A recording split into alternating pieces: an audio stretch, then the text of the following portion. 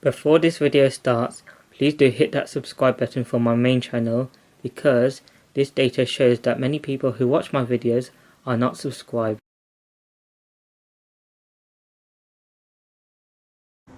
Hello there, this is a full in-depth tour review of this 2019 Peugeot 308 SW 1.2 PureTech in the Allure trim, showing exterior, engine and interior.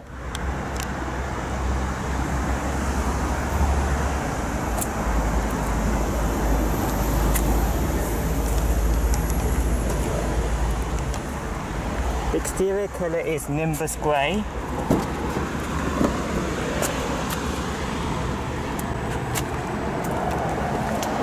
Alcantara seats with partial leather effect with orange and blue double stitching.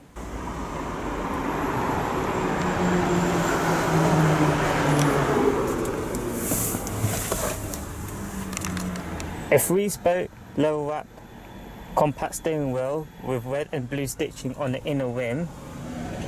For transmission, there is a choice between a 6-speed manual or an 8-speed automatic known as E88. This is a 6-speed manual with an aluminium gear knob along with leather material with red and blue stitching. This one has front and rear parking sensors with active park assist along with a reversing camera. Behind that is an electronic parking brake. Now let's take a look at the exterior. Turn on the hazard lights in the centre, the headlights, front and rear fog lamp. I'm just going to put on the side lights on this one. Hear that chime.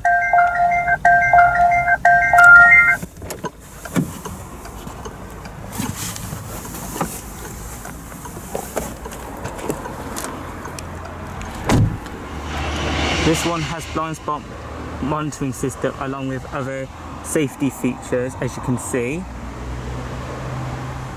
For the wheels, this has 70-inch 5 twin-spoke alloy rims wrapped in Michelin Primacy 225/45 R17 tyres.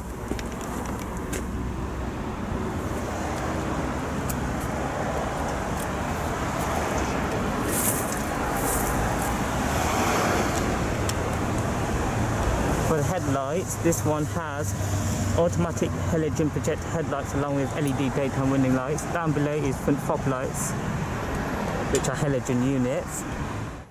I apologise for the weird angles of the vehicle.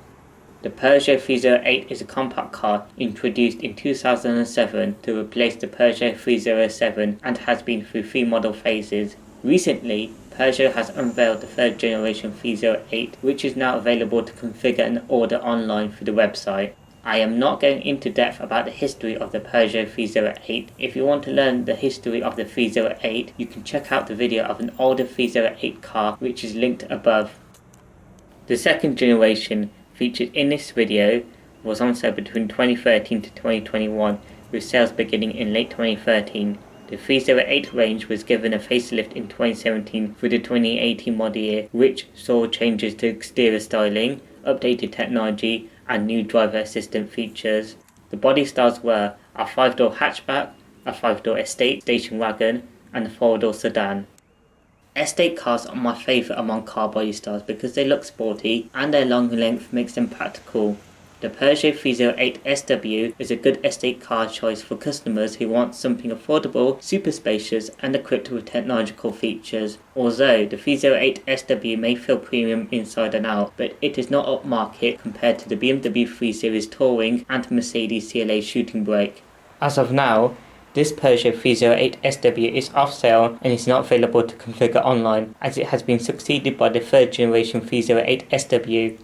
In the UK, the trim levels for the 308 SW were Access, Active, Active Premium, Allure, Allure Premium, Tech Edition, V-Line, GT Line, GT and GT Premium. This Tech Edition trim is packed with both driving assistant and safety packages as standard compared to the Allure trim that is based on. For the design, I think the 308 SW looks athletic. Be mindful that there is nothing elite about the 308.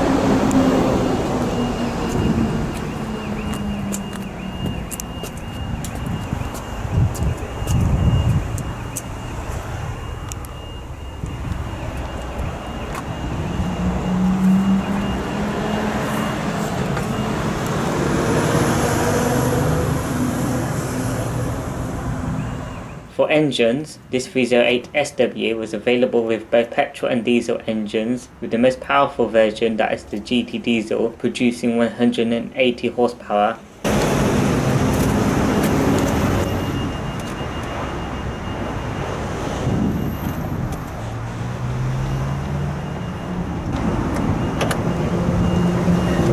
Under the bonnet is a 1.2 litre PureTech inline-3 12-valve dual overhead cam turbocharged petrol engine with start and stop technology. This engine produces 131 horsepower at 5500 RPM and 230 Nm of torque at 1750 RPM. For performance figures, this has a 0 to 100 km per hour or 0 to 62 miles per hour time in 9.4 seconds and a top speed of 188 km per hour or 117 miles per hour. This has a combined fuel consumption of 5.4 litres per 100 kilometers or 51.9 miles per gallon and CO2 emissions of 132 grams per kilometer. This has a 53 litre fuel tank and the 308 SW is front wheel drive.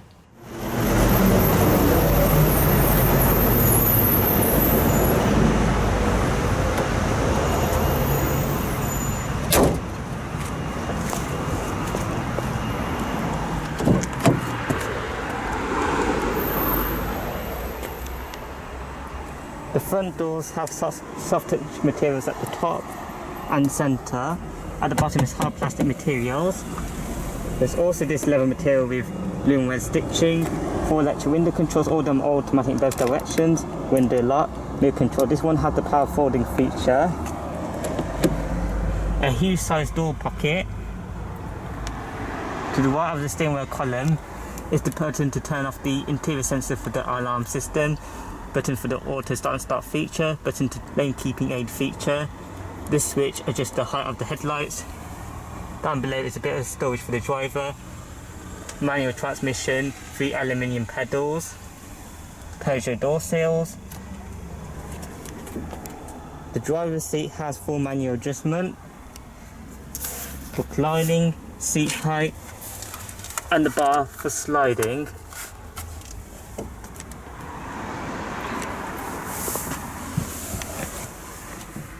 The steering wheel has manual tilt and telescopic adjustment, adjusted using this lever down here. On the steering wheel, on the left spoke is the volume and mute the audio button along with the button to change between the media sources. On the right spoke is the 2 buttons control the infotainment system and the audio. The right store is the wiper controls along with the button to control the trip computer. The left store is the light fog light indicator controls. This one has automatic lights and wipers. On the bottom left is the cruise control. As part of Peugeot's iCockpit, to view the instrument cluster you have to look over the steering wheel. This one has a TFT display. It's currently in economy mode active. For the infotainment system, this has an 8-inch touchscreen. This contains various media options, sat-nav, Apple CarPlay, Android Auto mirror screen, and sound is provided via 6 speakers. I can't demonstrate the audio because it's currently in economy mode. This one has dual zone automatic climate control. There's no CD player down below that, it's an option. Central locking button. Front and rear defrost, has a light switch with circulation for the AC. Down below is a bit of storage along with a 12-volt power outlet and USB input. Behind the transmission is a cup holder storage. There's even more storage under that, as you can see. Front center armrest, which is adjustable, is made out of leather. Under that is a decent sized storage area. There's also the knobs for the manual lumbar support for both the driver and front passenger. Auto dim rear view mirror, seatbelt reminder indicator, front reading lights which are not working, Peugeot SOS and emergency buttons, the controls for the shade for this panoramic fixed glass roof. This glass portion does not open, but it gives a beautiful view of the sky. Front grip handles, driver side sun visor with vanity mirror with a light. To summarise this Peugeot 308 SW's interior, it is a simplistic environment, but it can be distracting at the same time with the absence of AC controls. The seats feel quite comfortable and there are soft touch materials on the dashboard. Now let's take a look at the rear seats.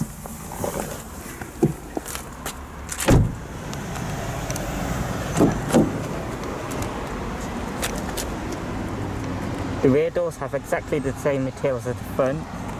Huge size door pocket for the rear. Isofix child seat anchor points which are hidden behind these zips.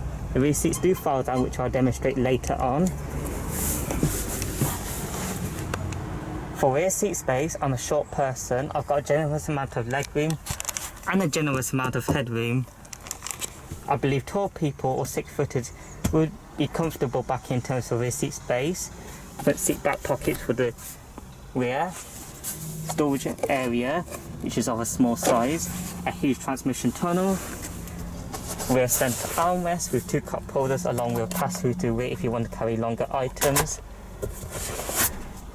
Rear grip handles along with lights next to it.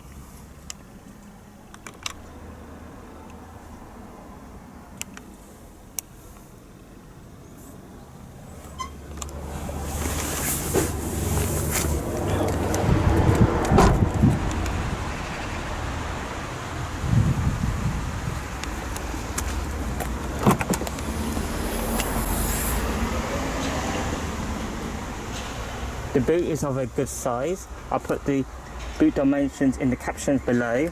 Cargo guffer. 4 hooks to tie things down. Down below the boot fall is a spare tyre. There's also storage areas on both left and right. A boot light to illuminate the area. These releases fold down the rear seats, which I'll demonstrate now.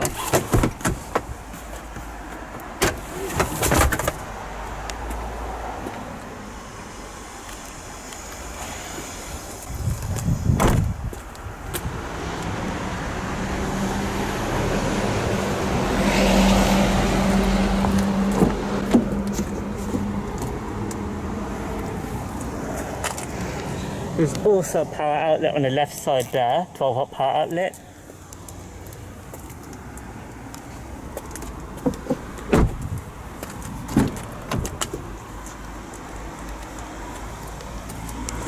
The front passenger seat has the same adjustment as the driver's side.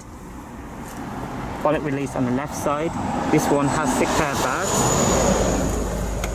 Glove box, which is of a small size because of the fuse box location on left-hand drive Peugeot cars. This is the end of the video now. Like this video, comment down below, subscribe if you're interested, and don't forget to turn on the bell icon so you're alerted whenever I upload a new video in the future.